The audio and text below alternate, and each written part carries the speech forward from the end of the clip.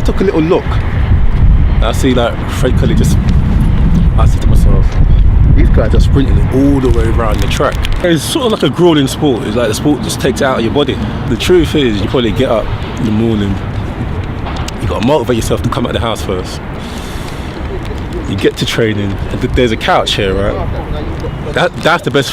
That's the best thing about training. I've never looked at my age until I was in the World Championships. Everyone started commenting about my age, but now, when I get up in the morning, I'm a young man. The 400 is one of the ones that you try and go for the 44, then run a 46, or you can play it safe and run the 45.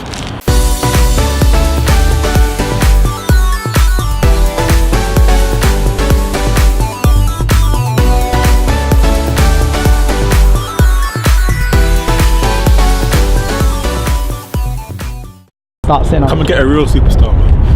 Let's go.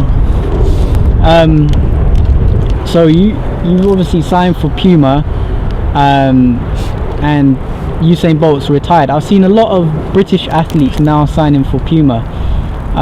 Do you think that's maybe the fact that maybe Bolt's retired? They're sort of looking for athletes to sponsor at the moment. They've probably got a bigger budget now. That Bolt's probably gone. So I think Puma, they're more of go on what you did, instead of too much stipulations. So so I spoke to Puma last year, and it was very inviting. So I just went with Puma. You do see a lot of youngsters. They're very talented when they're young, but they don't quite make it at the big stage. Do you think having started athletics a lot later, in a way, has been an advantage for you? Yeah, it's sort of like a grueling sport. It's like the sport just takes it out of your body. So doing it for like 4 years is I find that I find it like I've been here for a long time, and there's youngsters that have been there for 10 years. I'm thinking, how do they do it? So it's kind of hard to motivate yourself every single season.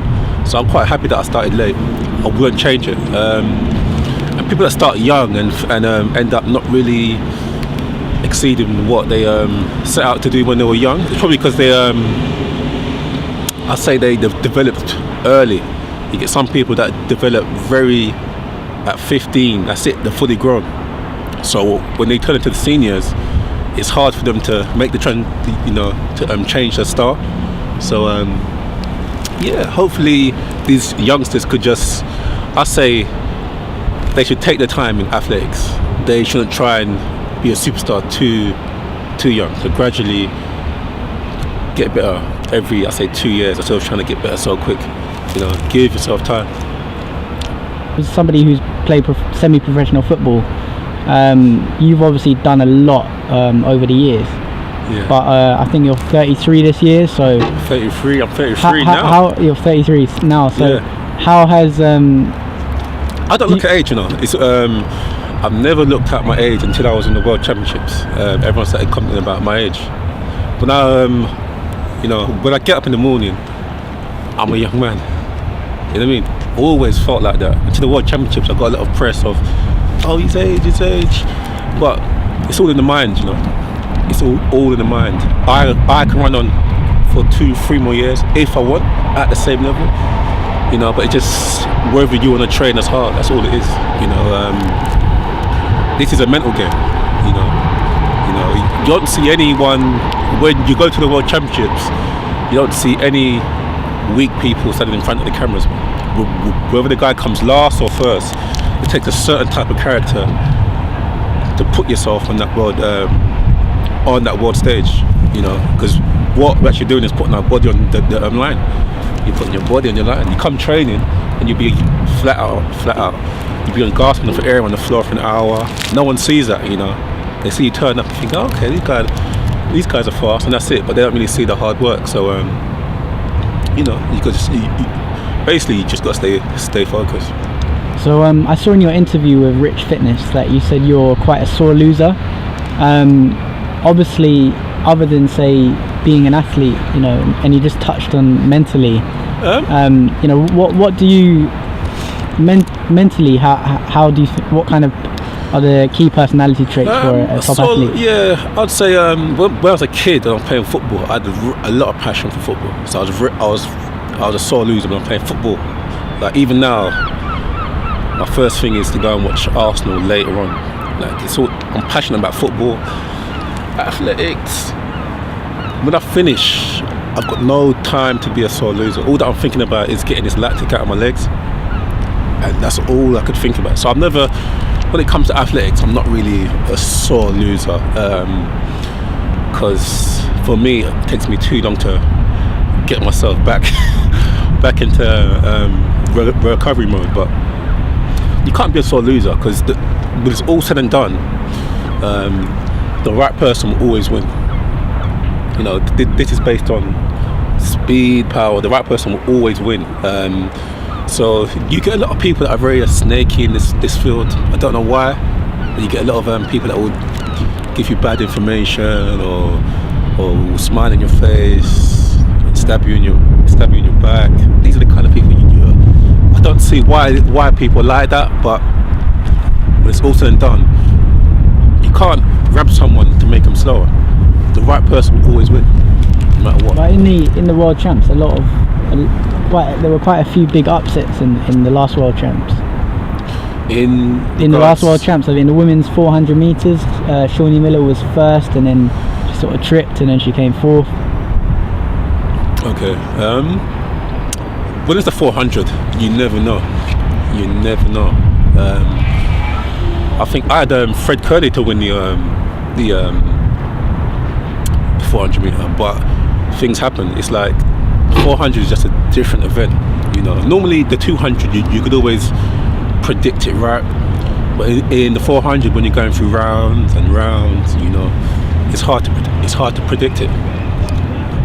And when you ran your PB of 45:34 last year at Birmingham, and you were saying that because you started off slowly, and that was sort of your plan in the second half of the season to sort of start off slowly, because you'd been injured in the first half of the season, and that sort of led to you running low 45. But then you've also said that if you can get off fast, I think you said you could run maybe a 44, but sometimes that can culminate in you running a 46. Yeah, 400 is, you take a chance and you end up running slower. You play it safe.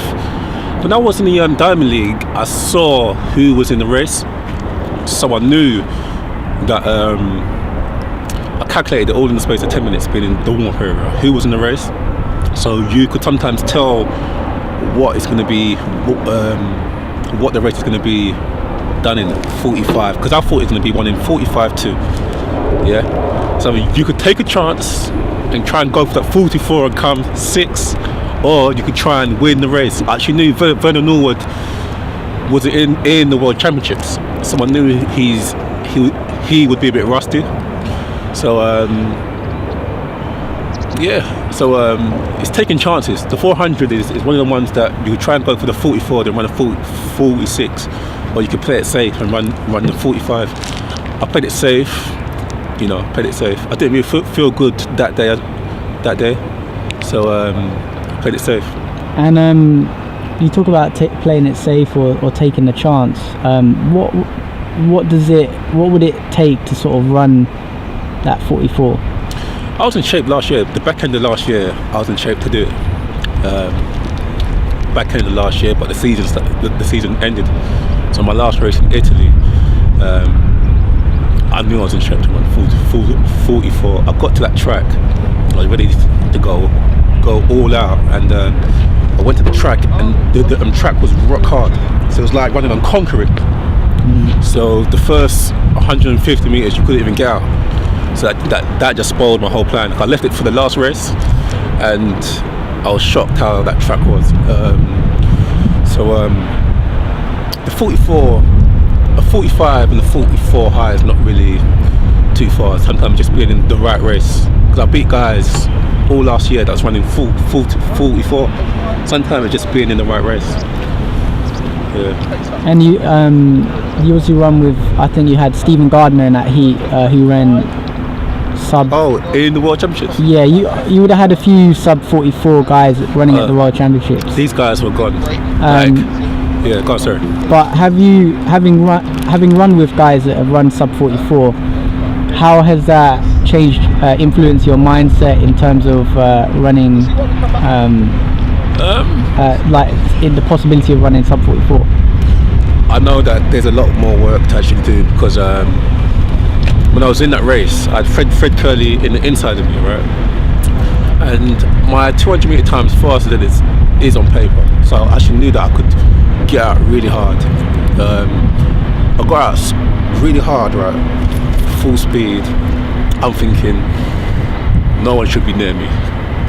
That's what I was thinking in my head. So I took a little look, and I see like Fred Curley just. I said to myself, these guys are sprinting all the way around the track.